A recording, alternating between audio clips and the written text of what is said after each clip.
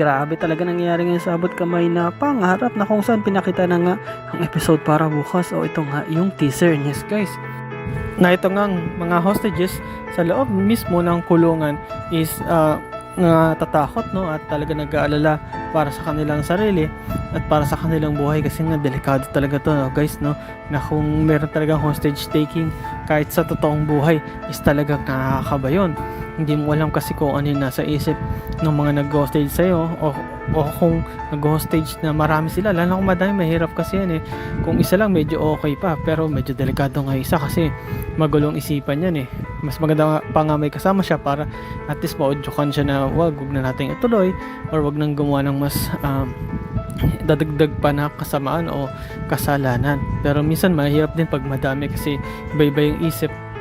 Kung isa gumawa ng mas masamang gagawin sa isang hostage nila, so delikado yun at talagang nakakaba yun sa sitwasyon na yun. At dito nga guys, makita natin na kinakabahan pa sila kahit nga itong si Moira is natatakot hindi lang sa kanyang buhay, hindi lang sa mga katabi niya, lalong lalo na dito sa buhay ng anak niya na si Zoe, na kung saan dito nga si Zoe at talagang kung matatandaan ninyo is tinutukan na nga itong si Zoe dahil nga napakarud pa rin na ugali no? Nag-aangas-angas pa rin siya dun sa mga hostage taker na pwede niya yun ikamatay. Sabi nga niya, buti na lang inawat ako ni Annalyn at kilala ko ito, kilala ko lolo niya pero ikaw hindi, so anytime pwede kitang barilin, pero dahil ginagalang ko at nirespeto ko si Annalyn is bubuhay na lang kita. At nakita mo talaga na ito nga si Zoe is talagang tatakot din na nawala yung pagkamaldita niya kahit itong si Moira.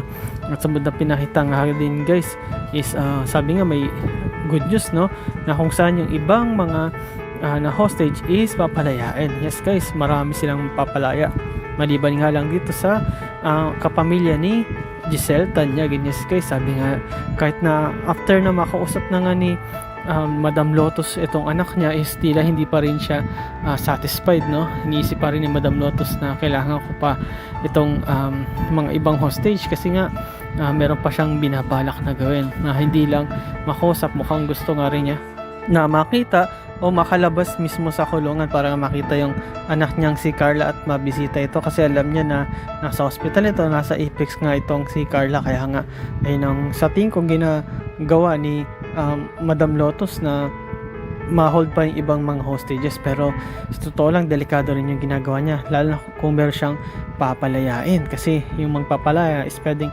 magtawag yan ng ibang re-rescue sa kanila baka may iba pang dumating na pulis. Pero syempre dahil hostage yan is yung mga pulis is hindi rin yan maggagawa o mag-move ng carelessly o kung ano-ano lang kasi pag na-kanti to o nagalit yung mga hostage taker, pwede lang patayin lahat ng mga natitirang hostage nila. Yes guys, kaya nga kapag ganitong sitwasyon is kailangan talaga mapagbigyan mo yung mga nang hostage kasi yung kadalasan mga nag-hostage is nade-depress yan o may mga problema talaga yan na hindi lang nila kayang ma-resolve o hindi lang sila mapagbigyan, kaya wala silang choice kundi gawin namang hostage para mapagbigyan kung ano man yung gusto nila. At kapag napagbigyan naman sigurado naman susuko na yan.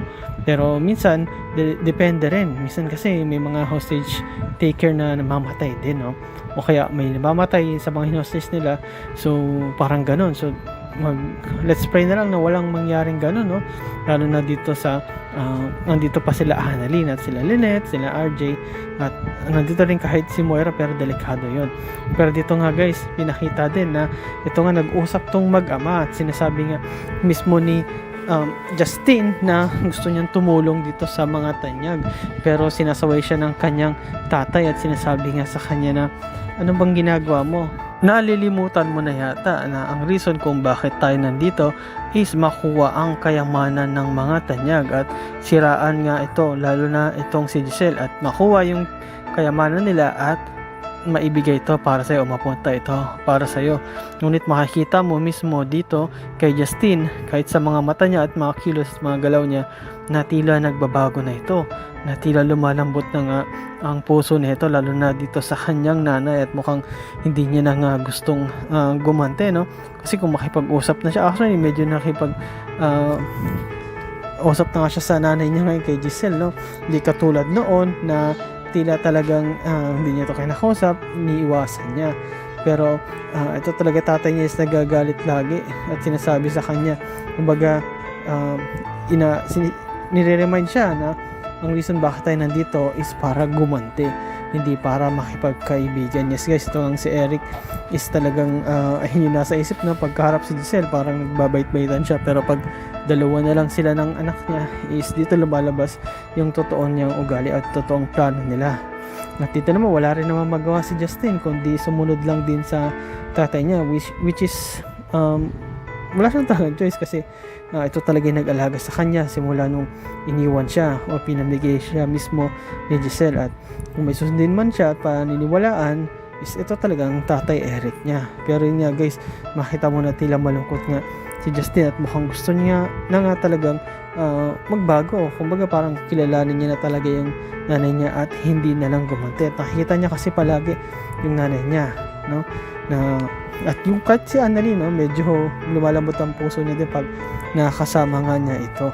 Pero ito guys, ipinakita, no, na itong si RJ talagang merong balak o meron siyang gustong gawin. Kasi nga gusto na nga niyang makawala, makaalis sila sa pagka-hostage nila kasi iisip nila na delikado yung buhay nila kahit mag-stay lang sila doon kung paano kung gawin o pag-isipan ng hostage na patayin sila, wala silang kalaban-laban. Kaya nag-iisip nga ito ng paraan kung paano makakaalis. Ngunit itong si Annalyn, itong si Lynette, pinipigilan siya na wag gawin nyo kasi baka mas delikado pa yung mangyari. And then yes guys, dito nga nakakita ng tiyempo itong si RJ na may isang nagbabantay doon na medyo parang inaantok kung nakita niya rin yung baril. Kaya ang ginawa niya, chinempohan niya ito at nagmadali siya nung nalingat yung isang bantay at lumapit siya at nakipag-agawan siya. At yung ginawa nga ni RJ is nasuntok niya yung bantay na yun, no, na babae para makuha niya yung baril. Pero napansin agad ito ng isang kasamahan kasi nga medyo nag-iingay din sila at inaawat nga talaga ni Annalyn si RJ, yung tatay niya, kahit tong si Lynette.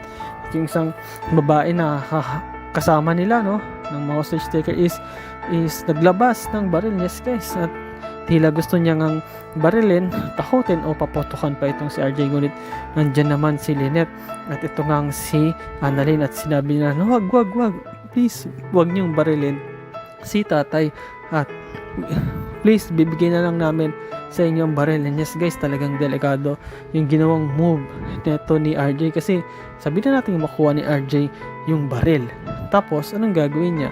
Babarilin siya o makipagbarilan siya? Magiging mas mahirap yun kasi sabi natin hindi mabaril si RJ, paano naman yung ibang mga hostage, sila yung matamaan o kaya i-hostage sila lalo, no, para makuha to si RJ at mabaril. Pero delikado talaga guys kasi mas magandang gawin mo yung ganyang move na makipag-agawan ka ng baril sa isang kumbaga sa nag-hostage sa'yo kung isa lang siya or dalawa, tapos isa ka lang din na hino-hostage nila o dalawa lang, maaari pa yun. Pero kung madami, no, kahit sabihin mong makuha mo yung isang baril pero yung lahat na nag-hostage sa'yo is may baril, so delikado ka. Ikaw rin ang pwedeng mapuruhan o mamatay dyan, o kaya kung di man ikaw, yung mga kasamahan mo. So dapat talaga nag-isip ka, wag kang padalos-dalos kasi maraming madadamay. Kaya ang ginawa ni Annalyn agad at ni Lynette is inawat agad tong si RJ. Yes guys, ang ginawa nga ni RJ is binigay naman niya yung baril. Pero yun nga guys, no, napakadelikado nung sitwasyon nila ngayon, no. Hindi nila alam kung lalaban ba sila o hindi, hayaan na lang ba nila na palabasin sila, o ang tanong, mabubuhay pa ba sila o baka may masasaktan o baka may mababaril pa. Tanong kaya ang gagawin nito ni Giselle para mapalahaya itong mga hostage, no, at yung mahuli mismo si Madam Lotus at mapakulong at maitigil na. At ito kayang si Karen, no, ano kayang mangyari sa kanya, magiging successful kaya ang operation, makakausap pa ba talaga niya ang nanay niya? At ito naman si Madam Lotus, ano pa kayang pumapasok sa isip niya? Bakit pa niya pinag-stay doon sila Annalyn? Ano kaya ang gusto niya? Gusto ba niya makalabas? Gusto niya ba makita ang anak niya? O baka may mas masama pa siyang balak at hindi magandang gawin sa mga na-hostage niya? And yes guys, panood natin ng full episode niyan bukas. At salamat sa panonood niyo sa aking channel, sa inyo pag-like, pag-comment at pag-share. At yun lang guys, ingat palagi. Bye-bye.